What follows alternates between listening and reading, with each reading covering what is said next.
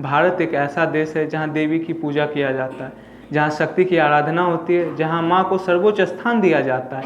लेकिन एक डॉक्टर जो दिन रात लोगों की जान बचाते थे, ऐसा पेशा जिसमें सेवा, समर्पण और सम्मान था। लेकिन अपराधी किसी पेशे, किसी जगह, किसी सम्मान को नहीं देखता। मौमिता की लड़कियां देवी हैं, उनका सम्मान ज़रूरी है।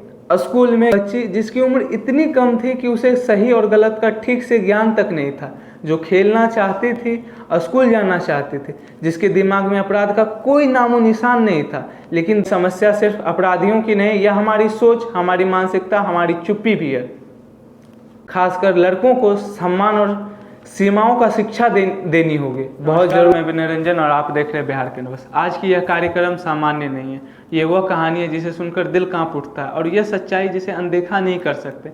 भारत एक ऐसा देश है जहाँ देवी की पूजा किया जाता है, जहाँ शक्ति की आराधना होती है, जहाँ माँ को सर्वोच्च स्थान दिया जाता है। लेकिन यह दुख की बात है कि इसी देश में, इसी समाज में, इसी धरती पर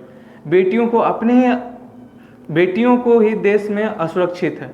आज ही हम 3 प्रमुख घटनाओं से गुजरते हैं: निर्भया कांड, डॉक्टर मौमिता विश्वास की, और एक महाराष्ट्र की मासूम सी बच्ची का मामला। लेकिन सिर्फ घटनाएं नहीं बताएंगे, उनके जरिए एक सच्चाई भी बताएंगे कि देश की बेटियां आज भी क्यों असुरक्षित है। निर्भया केस, भारत को झकझोर देने वाली रात।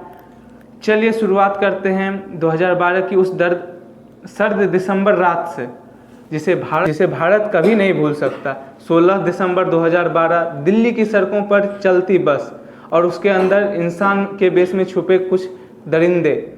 एक 23 साल की छात्रा जो अपने दोस्त के साथ फिल्म देखकर लौट रही थी, लेकिन उसे नहीं पता था कि आगे क्या होने वाला है। उस बस में जो हुआ वो सिर्फ अपराध नहीं था, वो इंसानियत की हत्या थी। देश भर में उबाल आ गया, लाखों लोग सड़कों पर उतरे। ठंड का था, लेकिन सड़कों पर गर्मी थी, गुस्से की गर्मी, सवालों की गर्मी। कब तक, क्यों, कौन जिम्मेदार है? ये सवाल आज भी उतने ही जिंदा हैं जितने 2012 में थे।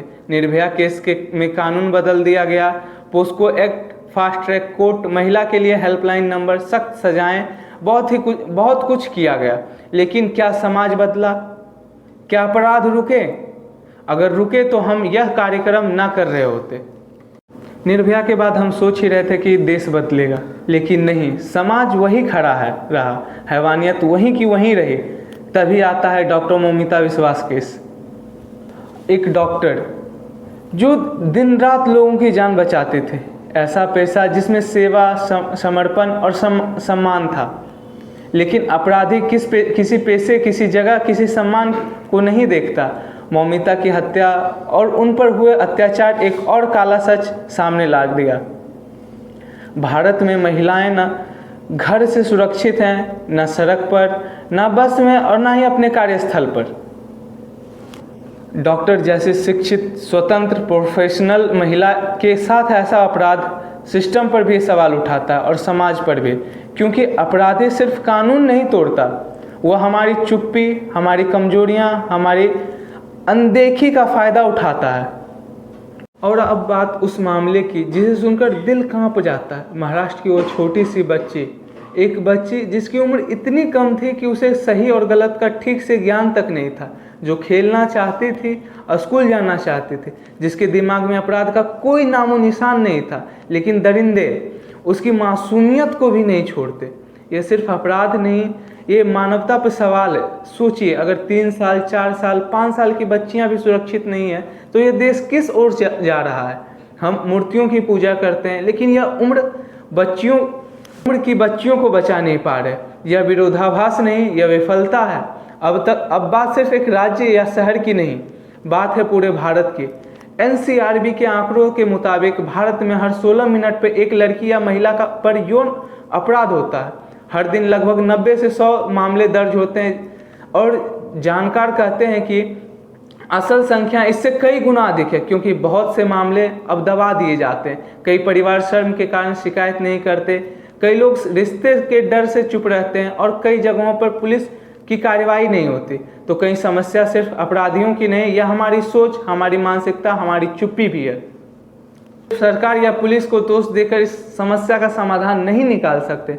समस्या गहरी है और इसका समाधान भी गहरा होना चाहिए। परिवार को अपने बच्चों, खासकर लड़कों को सम्मान और सीमाओं का शिक्षा देनी होगी। बहुत ज़रूरी है कि घर में कहा जाए लड़कियां देवी हैं, उनका सम्मान ज़रूरी है। स्कूल में गुड टच, बैड टच और पाठ्यक्रम में शामिल करना चाहिए। समाज को संवेदनशील बनना होगा। पीड़ित को दोषी समझना बंद करना होगा। जब तक समाज चुप रहेगा, अपराधी बेखौफ रहेंगे। भारत में रेप केस के लिए फांसी तक की सजा है, फास्ट ट्रैक कोर्ट्स हैं, कड़े कानून हैं, लेकिन अपराध नहीं रुक रहे हैं। क्यों? क्योंकि समस्या कानून में नहीं है, सोच में है, हमारी मानसिकता में है। अपराधी के अंदर डर नहीं है।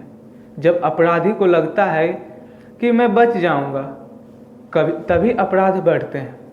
निर्भया, डॉक्टर मौमिता, महाराष्ट्र की वो मासूम सी बच्ची और देश भर में अनगिनत बेटियां, ये सिर्फ नाम नहीं, ये हमारी राष्ट्रीय शर्म है। सवाल यह नहीं कि किसकी बेटी थी, सवाल यह है कि वो हमारी बेटी थी, हमारी देश की बेटी थी।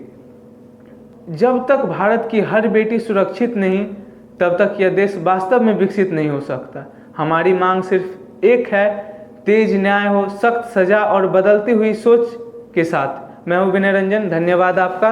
तब तक बने रहिए हमारे साथ। जय हिंद, जय भारत।